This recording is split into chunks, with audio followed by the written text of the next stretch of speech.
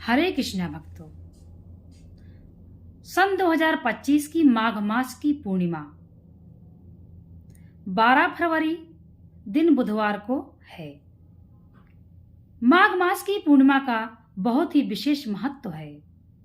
माघ मास की पूर्णिमा को स्नान और दान की पूर्णिमा भी कहते हैं। तो आइए जानते हैं कि माघ मास के पूर्णिमा के दिन हमें क्या करना चाहिए। माघ मास की पूर्णिमा के दिन सभी को चाहिए कि गंगा जी में स्नान करें। यदि आपके नज़दीक कोई पवित्र नदियां हैं तो स्नान करें, और जो भी भक्त गंगा जी स्नान करने नहीं जा सकते हैं, नदी में स्नान करने नहीं जा सकते हैं, तो उनको चाहिए कि वह अपने घर में ही जल में तिल डालकर स्नान करें। माघ मास की पूर्णिमा में तिल दान का अधिक महत्व है, इसीलिए इसमें आप तिल का ही हवन करें। तिल का हवन करना अनिवार्य है। इससे क्या होगा, आपके जो भी पाप हैं वह नष्ट हो जाएंगे और आपको मोक्ष प्राप्त होगा। कहा गया है कि माघ मास की पूर्णिमा के दिन भगवान विष्णु जी गंगा जी में निवास करते हैं। इसीलिए जो भी भक्त माघ मास की पूर्णिमा के दिन गंगा जी में स्नान कर लेता है वह अपने पापों से छुटकारा पा लेता है। इसीलिए कोशिश करिए, प्रयास करिए कि माघ मास की पूर्णिमा में आप जरूर स्नान करिए गंगा जी में जाकर के। अब हम बात करेंगे कि हमें पूर्णिमा के दिन क्या करना चाहिए। जो भी भक्त पूरे माह के महीने का व्रत करते हैं उनको भी 12 फरवरी को जो पूर्णिमा है उसका उद्यापन अवश्य करना चाहिए। बतलाया गया है कि 12 वर्ष तक जो कोई माघ मास का व्रत कर लेता है पूरे महीने का, और 13वें साल में जो कोई उद्यापन करता है तब उसको उसका फल मिलता है 12 साल का। तो अब हमारे संतों ने हमको बताया कि यदि मान लीजिए हम 2 साल 4 साल माघ मास के व्रत करते हैं और इसके पश्चात हम व्रत करने में असमर्थ हो जाते हैं, तो 2-4 साल जो हमने किया उस व्रत का भी फल निष्फल ही रहेगा। तो इसीलिए आप हर साल, जिस साल आप माघ मास का व्रत करते हैं, तो पूर्णिमा के दिन आप उद्यापन कर दीजिए। पूजन की पूरी सामग्री रहेगी और तिल का विशेष हवन होता है। भगवान विष्णु को खीर और पूरी का भी हवन होता है। खीर का हवन होता है भगवान नारायण को, और तिल का हवन अवश्य करना चाहिए। यदि हो सके, संभव हो तो ब्राह्मण के हाथ से करवाएं, यदि संभव ना हो तो खुद करें। और माघ मास की पूर्णिमा के दिन यदि आप उद्यापन करते हैं, उद्यापन का मतलब है किसी व्रत को विराम देना, तो कम से कम 11 ब्राह्मण खिलाना चाहिए। यदि सामर्थ्य नहीं है, असमर्थ है, तो कम से कम 1, 2, 4, 5 ऐसे जरूर खिलाएं। इतने की भी असमर्थ नहीं है तो एक तो खिलाएं ही खिलाएं। पूजन की सामग्री में पूर्ण सामग्री आएगी। भगवान नारायण के लिए जो भी पूजन की सामग्री होती है आप ब्राह्मण से पूछ के हवन करें, भगवान का पूजन करके उद्यापन करें, यानी अपने व्रत को विराम दें और ब्राह्मण को भोजन कराएं। ब्राह्मण के भोजन के पश्चात जो भी आपके सामर्थ्य हो दान अवश्य करें। वस्त्र, मिठाइयाँ, फल फूल ये आप ब्राह्मण को जरूर दान करें। और विशेषकर इस बात का आपको ध्यान करना है कि माघ मास की पूर्णिमा के दिन आपको तिल का दान अवश्य करना है। ऐसा करने से पापों से छुटकारा मिलता है और व्यक्ति भगवान के परम धाम को जाता है। तो माघ मास की पूर्णिमा में जो कोई पौष मास की एकादशी से नियम प्रारंभ करता है तो वह माघ मास की एकादशी को इसको विराम दे देता है, और कोई माघ मास के लास्ट के 5 दिन ही करता है।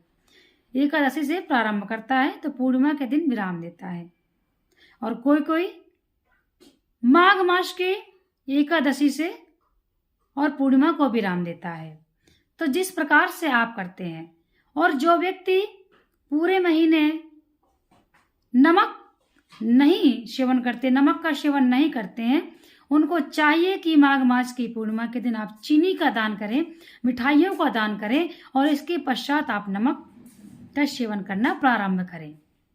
तो जो भी मेरी माताएं बहनें, भक्तजन, मेरे भाई बहन माघ मास के पूर्ण महीने नमक का सेवन नहीं किए हैं, उनको चीनी का दान करना चाहिए। इसके पश्चात ही वह नमक का सेवन कर सकते हैं। देखिए, माघ मास की पूर्णिमा बहुत ही विशेष है। इसमें जो व्यक्ति जो भी करता है उसका चौगुना फल प्राप्त हो जाता है। तो इसीलिए माघ मास की पूर्णिमा के दिन आप ध्यान रखें कि दान जितना आपसे हो सके दान करें, गरीबों की मदद करें, ब्राह्मणों को भोजन कराएं, कन्याओं को भोजन कराएं, ब्राह्मणों को दान दें, कन्याओं को दान दें। यहाँ तक कि माघ मास की पूर्णिमा को सोना चांदी का दान, गौदान ऐसा भी बतलाया गया है। तो यह आपके सामर्थ्य के अनुसार है। यदि यह नहीं कर सकते हैं तो जो भी आपके पास श्रद्धा भावना से हो उतने ही अपने सामर्थ्य से भगवान की पूजा करके और दान करें। ऐसा हमारे शास्त्रों में बतलाया गया है। जो व्यक्ति माघ मास की पूर्णिमा को यह उपाय करता है उस व्यक्ति को भगवान के माघ मास की पूर्णिमा के दिन हवन करना अनिवार्य होता है। आप तिल, घी और चीनी का हवन करें। भगवान नारायण को, विष्णु जी को खीर का भी हवन होता है, तो आप 11 स्वाहा खीर के भी करें। जल में तिल डालकर स्नान करना भी अनिवार्य होता है। यह मुख्य नियम है जो आपको करना चाहिए। और दान, जो हम लोग दान करते हैं वह अपने लिए ही करते हैं, इसीलिए समझने का विषय है। इसका अर्थ है गलत नहीं लगाइए। जो भी हम आज दान धर्म कर रहे हैं वह आगे चल के हमारा वही दान मदद करेगा। किसी न किसी रूप में वह दान हमारे लिए ही मदद करेगा। वह हम अपने लिए ही कर रहे हैं। कोई भी व्यक्ति किसी के लिए कुछ नहीं करता है। यदि आज हम किसी की मदद कर रहे हैं तो कल हमारे कमजोर समय में अगला व्यक्ति भी हमारी मदद करेगा। भगवान किसी न किसी रूप में हमारे पास आएंगे और हमारी मदद होगी। तो इसीलिए यदि आज आप समर्थ हैं तो किसी असमर्थ की सहायता करें। यही मानवता है और यही इंसानियत है। श्रीमद् भागवत गीता में बतलाया गया, भगवान श्री कृष्ण कहते हैं कि मैं पूजन यज्ञ बड़े बड़े चढ़ावे से कभी प्रसन्न नहीं होता। जो व्यक्ति बड़े बड़े चढ़ावे चढ़ाता है और गर्व करता है कि देखो मैंने कितनी महंगी वस्तुएं चढ़ाई हैं, मैं उससे कभी प्रसन्न नहीं होता। मैं तो सिर्फ भगवान कहते हैं कि अपने भक्त का भाव देखता हूं। यदि भावना सही नहीं है तो पूजा का कोई महत्व नहीं है। इसीलिए अब माघ मास की पूर्णिमा में तो बहुत ज्यादा विधान है, परंतु जितना आपसे हो सके, जितनी आपकी सामर्थ्यता हो, आप उतना ही करिए। परेशान होने की आवश्यकता नहीं है। यदि कोई आपके ही जानने वाला कोई सोना चांदी गौदान कर रहा है और आप नहीं कर पा रहे हैं तो उसमें आप उसके लिए व्यथित ना हो। सामर्थ्यता नहीं है तो व्यथित होने की आवश्यकता नहीं है, क्योंकि हरि ने जितना आपको दिया है आप उसी में दान कर रहे हैं, आप उसी में दान की भावना बना रहे हैं। तो यह भी हरि की ही कृपा है। यह सब कुछ करने के बाद अब भगवान से प्रार्थना करें कि हे प्रभु, आपके ही प्रेरणा से मैंने यह जो भी किया आपके ही प्रेरणा से किया। प्रभु, जाने अनजाने में यदि मुझसे गलतियां हो गई हों, मुझसे भूल हो गई हो, तो हे मेरे परमपिता मुझे क्षमा कर देना। मैं आपके उपास, पूजा, व्रत के, यज्ञ के योग नहीं हूं। हे प्रभु, मैं तो पापी हूं, अधम हूं, मैं आपका पूजन नहीं कर सकता। इस प्रकार की भावना होनी चाहिए।